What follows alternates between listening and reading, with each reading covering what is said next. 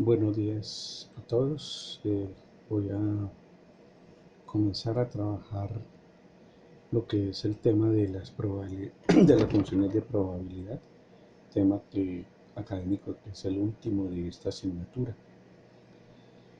Nosotros hasta ahora hemos visto lo que son o lo que es el concepto de probabilidad y el cómo calcular la probabilidad en algunas situaciones determinadas.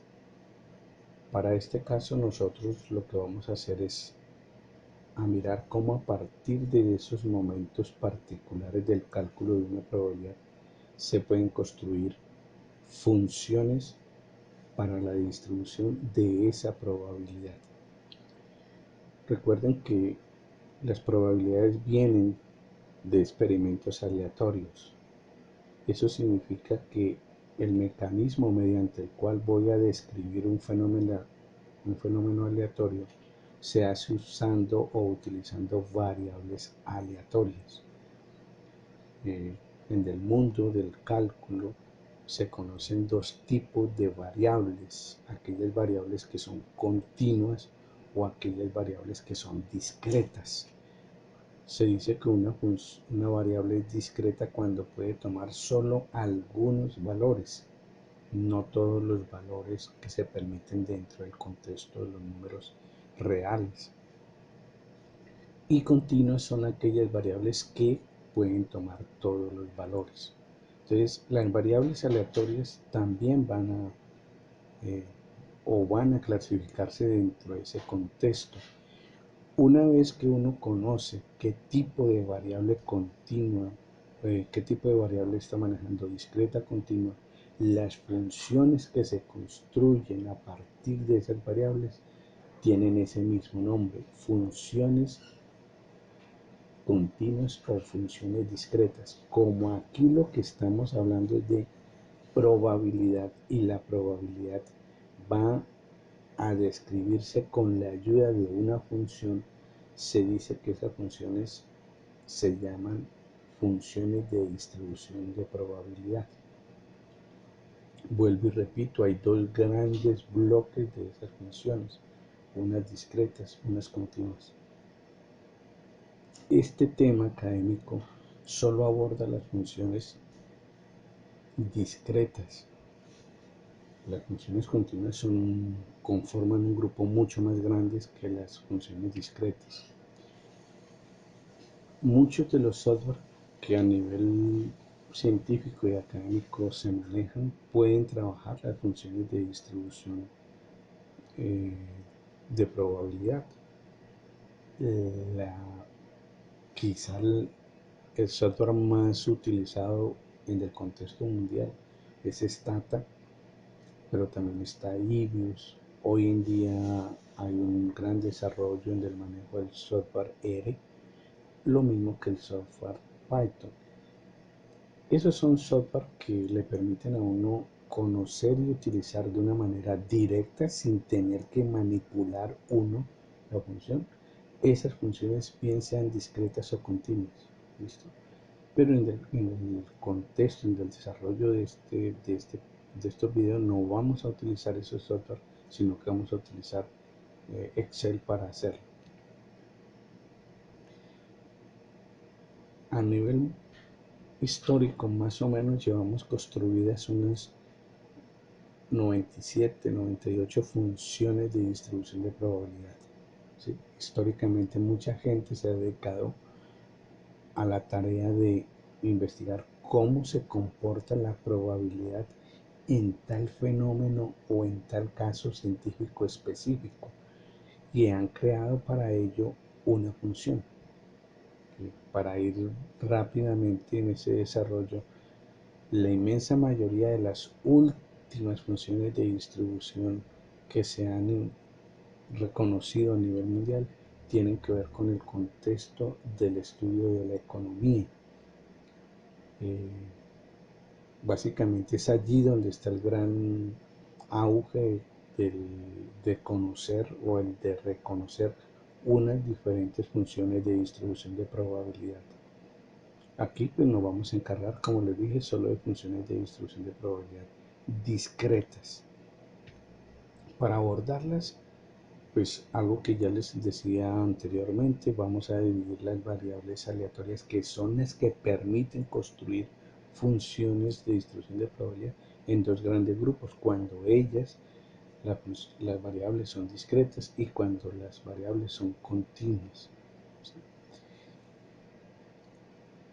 La inmensa mayoría de estas funciones que se conocen de distribución de probabilidad aparecen en muchos libros, sobre todo en los libros de probabilidad estadística, pero en muchos libros de carácter avanzado del estudio, o bien sea de la economía o bien sea de la psicología. En el caso nuestro, los libros que están en OneDrive tienen algunas de las más conocidas funciones de distribución de probabilidad. O sea, esas funciones ya están tabuladas.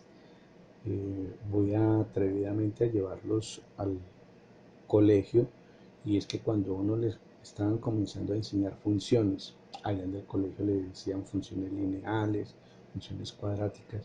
Una de las características de las funciones es que ellas se pueden graficar.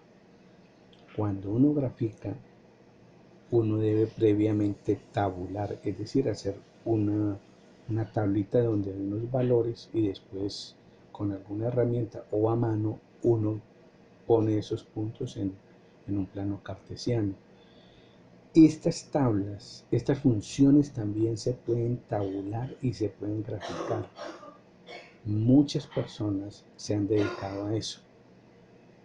Por eso los libros y esos software que les indicaba anteriormente ya traen las tablas y ya traen las gráficas de esas funciones de distribución. No les voy a decir que de todas, pero sí de la gran mayoría de las funciones que más se utilizan en el contexto económico, en el contexto científico y académico. Las funciones de distribución de probabilidad, como les indicaba, las vamos a utilizar para poder llevar los conceptos que aplicamos de la contabilidad ya no a un caso especial, no a un punto especial, no a un valor especial, sino a una función que muestre cómo ese experimento contiene los distintos posibles valores de una variable, sea lo que usted esté examinando: un juego de cartas, un lanzamiento de un dado, una selección de personal, lo que usted quiera. La X le va a representar a usted el fenómeno que usted está presentando. Entonces, no solo cuando usted tenga 8 candidatos para seleccionar 4 para unos cargos, sino cuando usted tenga 90, cuando usted tenga 900 o el número que quiera, esa función le va a permitir a usted mirar la probabilidad ya no solo de 4, sino del valor que usted considere en el ejercicio.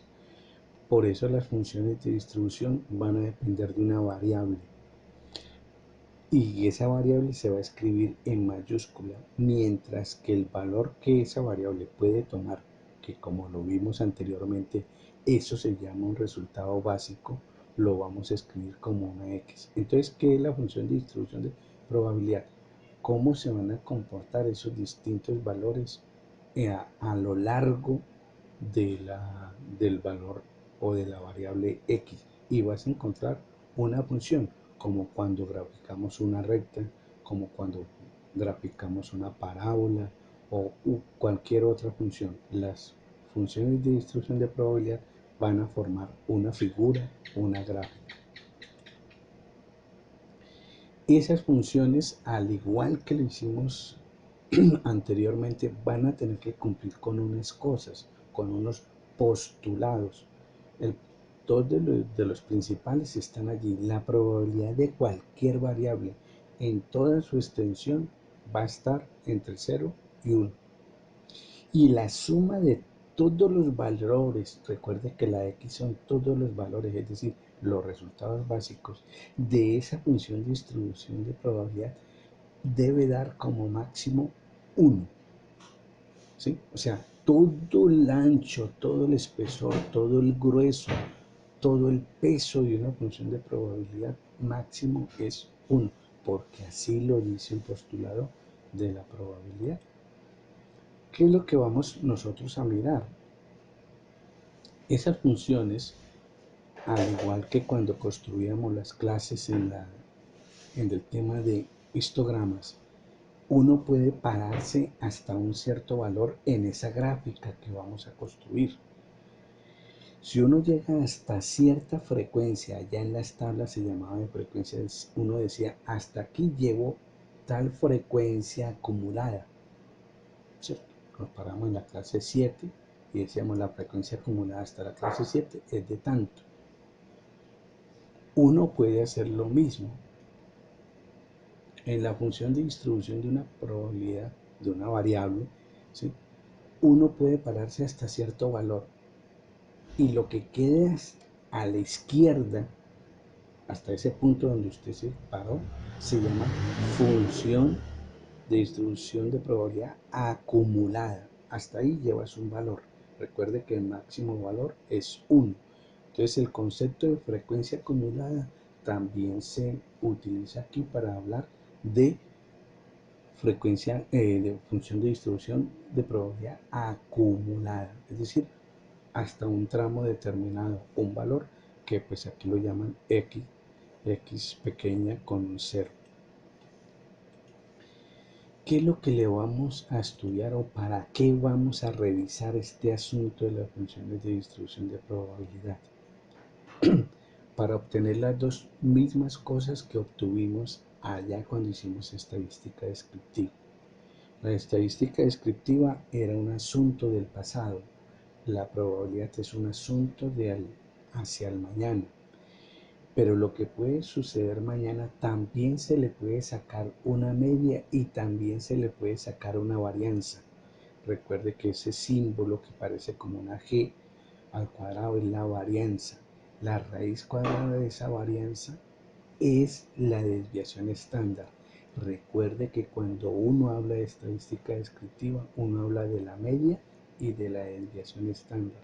Cuando vamos a hablar luego de funciones de distribución de probabilidad, vamos a hablar de la media y de su desviación estándar. Solo que hay que entender que para el caso de funciones de distribución de probabilidad se le dio un nombre especial a la media, pero sigue siendo eso, la media, y es el nombre de valor esperado.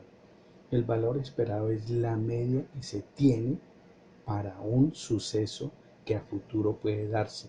Y es igual a qué? Al resultado básico posible por la probabilidad de ese resultado básico posible. Las tablas de probabilidad que vimos hace algunas semanas y la semana pasada que decía tal suceso tiene esta probabilidad, está indicando que ese resultado básico tiene esa probabilidad determinada. Si usted la multiplica y la suma, va a encontrar la media, como lo hacíamos con las frecuencias allá en las clases, ¿sí? Tomábamos el valor, lo multiplicamos por la frecuencia y eso nos daba un peso que se llamaba media ponderada. Aquí es algo similar. Esta es la media ponderada, pero en términos de probabilidad. P es la probabilidad que ese suceso, ese resultado básico se dé, se cumpla. Y la varianza, pues como ustedes lo recuerdan, era una diferencia al cuadrado, ¿cierto? Y ahí está.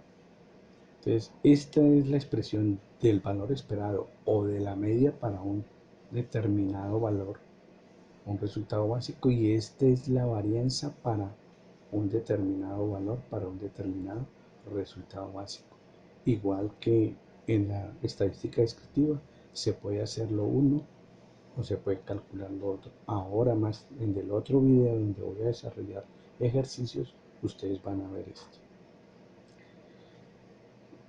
Esta diapositiva la voy a pasar porque es un caso especial que lo voy a mirar allá en los resultados. Bien, hay varias funciones de distribución de probabilidad discretas. Todas ellas nacen de una función de distribución inicial. Esa función de distribución inicial es la que se conoce como la función de distribución de Bernoulli. Bernoulli fue un científico italiano que vio por primera vez este caso. Él solo miró sucesos que tuvieran dos posibles resultados básicos. Por eso la referencia al libro de Shakespeare o a la expresión de Shakespeare, ser o no ser. Bernoulli se quedó en un experimento que solo le pudiera arrojar dos resultados. Él habló de esos dos resultados con dos palabras: tener éxito o tener fracaso, ganar o perder, ser o no ser, como lo diría Shakespeare. Pero hay que entender aquí que éxito es lo que usted busca y fracaso es encontrar el complementario de eso que usted buscaba. Voy a poner un ejemplo. Si nosotros fuéramos un restaurante o tuviéramos un restaurante, uno quisiera hacer una encuesta a todo aquel que viene a repartir en nuestro restaurante y quisiéramos hacerle una pregunta: si la cena o el almuerzo le fue de su agrado. Esa persona nos va a contestar solo con un sí o con un no. Puede ser a través de una encuesta o de una entrevista. Pero vamos a tener solo dos posibles resultados. O nos van a decir que les gustó o nos van a decir que no les gustó.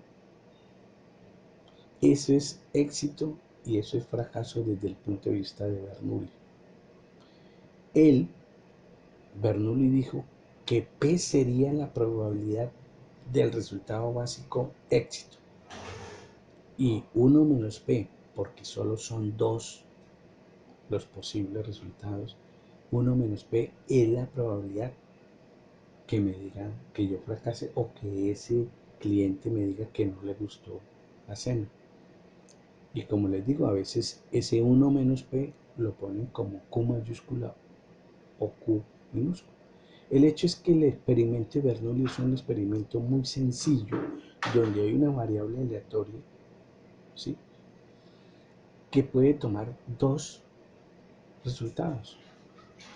Ya en cuestiones matemáticas, Bernoulli dijo: mire, si la persona me contesta bien, que sí le gustó o tengo éxito, yo voy a considerar el 1. Y si me contesta que no le gustó, voy a poner un 0. Eso fue otra manera como él lo hizo, con el 1 y el 0. 1 ganar, 0 perder. 1 tener éxito, 0 tener fracaso. Y esto es lo que se conoce como las posturas de Bernoulli. La probabilidad de yo sacar 1, recuerden que es tener éxito, es P. La probabilidad de sacar yo 0, que es un fracaso, es 1 menos P, porque son fenómenos complementarios. Él le sacó la media a un fenómeno a un experimento que solo tiene dos posibles valores en el futuro. Le sacó la media y encontró que la media de un experimento que solo tiene dos posibles valores es igual a P, donde P es la probabilidad de tener éxito. Y también le calculó la varianza y encontró que la varianza es igual a P por Q, donde P es la probabilidad de ganar y Q es la probabilidad de perder. Recuerde que la varianza no es la desviación estándar. La desviación estándar sería la raíz de ese P por Q. Entonces, el experimento de Bernoulli, que es un experimento muy sencillo, porque es un experimento donde se dan solo dos posibles valores a futuro, se dice que la probabilidad para yo tener éxito o que me digan que sí es P, que me digan que no es Q, donde Q es igual a 1 menos P, porque son experimentos aleatorios. Tiene esta media y tiene esa varianza.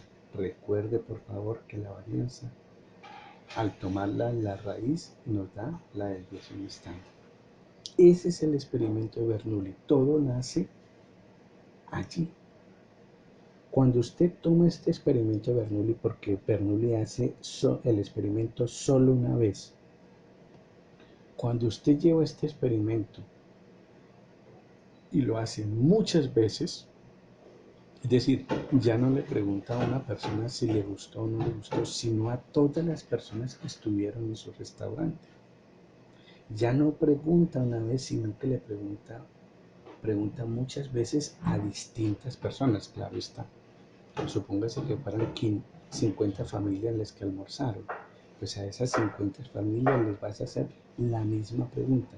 Ya no le vas a hacer la pregunta a una sola familia. Cuando usted el experimento de Bernoulli lo repite muchas veces, obtiene lo que se conoce como la función binomial. Es el mismo caso de ser o no ser, pero repetido muchas veces.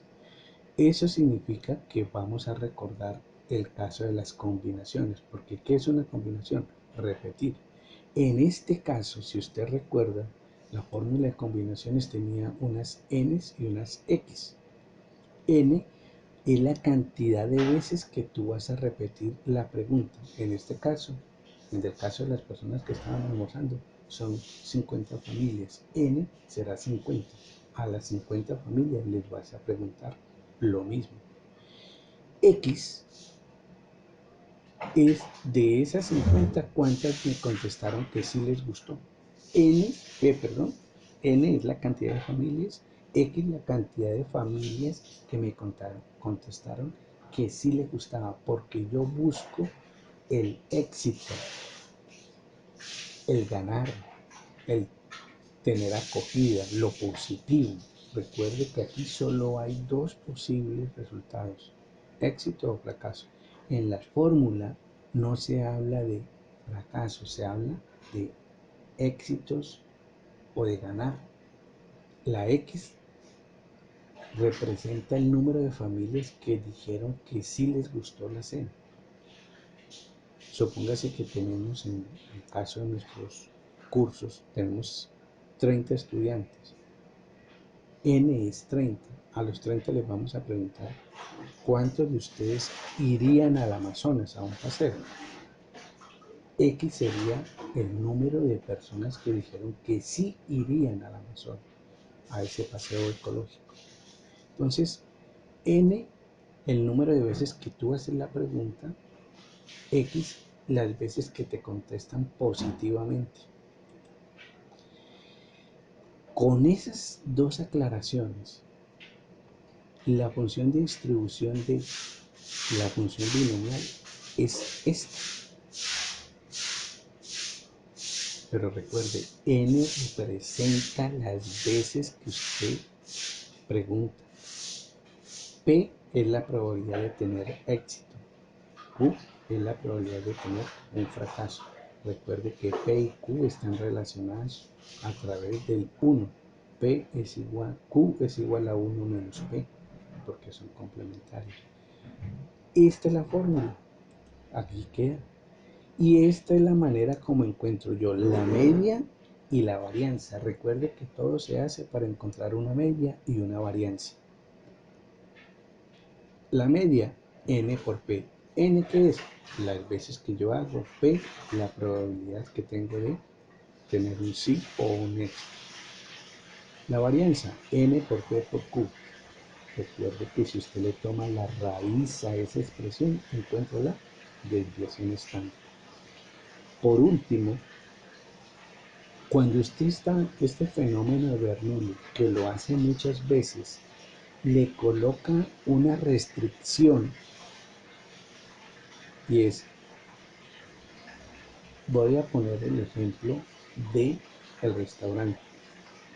Usted esa pregunta se la puede hacer a todas las 50 familias, pero es posible que usted diga no, solo pregúntele a las familias que viven después de las 10 de la noche.